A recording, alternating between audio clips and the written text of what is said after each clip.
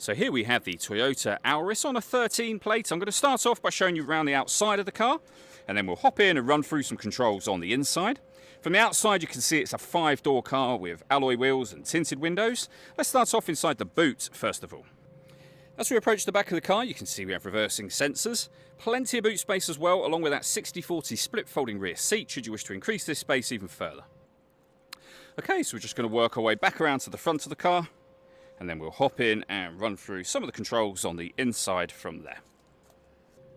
Just briefly before we climb in, I think it's well worth seeing the interior from this exterior point of view. There's plenty to run through on the dashboard, so let's hop in and we'll do that now. Okay, now that we're inside the car, we're going to start with the dials. Over on the left-hand side, we have the rev counter and coolant temperature gauge, and on the right-hand side, the speedometer and fuel gauge. In the centre, you can see the total miles for the car. They are 69,262. Within that section, it'll also show you what gear this car is in. It's an automatic. We're in neutral at the minute. You can see there, I've just put it in park. The section above that, you can change the information displayed there using buttons on the steering wheel should you wish to. And the buttons in question are over here. We have stereo controls and phone controls as well. Cruise control down the bottom here. And then in the center, the main touchscreen for the car. So at the minute, we're on our media menu. As you can see, we have Bluetooth audio, auxiliary input, AM radio, FM radio, DAB radio, CD player, USB input as well, and then we're back round to the Bluetooth option.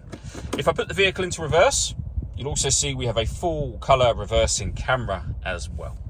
Below that, we've got our dual zone climate control. So you can adjust the passenger temperature, or driver temperature in this case, the passenger temperature. You can increase and decrease the fan speed. You can determine what direction you'd like the air to be distributed in. The air conditioning is on at the minute, so that button turns it off. Back on again, or hit auto.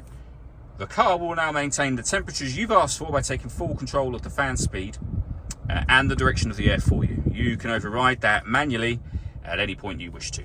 Below that, we have our USB and auxiliary inputs underneath that cap just there. We've got a heated driver seat with 2 heat settings, and the same for the passenger side.